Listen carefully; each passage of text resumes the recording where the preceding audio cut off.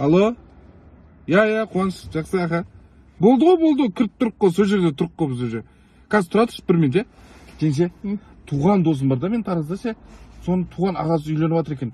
Сол үйлен тойына кіріп шыға салайық, сосын 17 күн туған қарындасы ұзатылып жатыр екен. Ұзатып жіберсеңіз болды. Ой, осындай таусылмайды екен сенің бар ғой. Туған досым, туған ағасы, туған қарындасы. Қойшы айналайын, бір адам құсап бара жатқан кезде адам құсап барып қайтайын да мен әшейін. Не болды сонша? Не болды? Береді ғой жол күрегіңізді. Қашан дейді? Жеңше, не болды? Настроениесі соттыс қой. Қалай настроение болады? Кеше ана көрдің ғой, бүкіл ел атақ алып жатыр.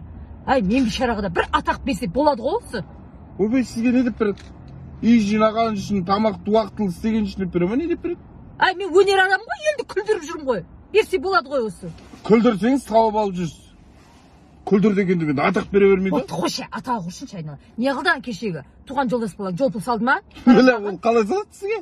Сіз бірінші барып ұстыпат етіп алсаңыз, сосын салады ғой. Ой, не атақ жоқ, не жол пұл жоқ. Айт дегеннің де айт.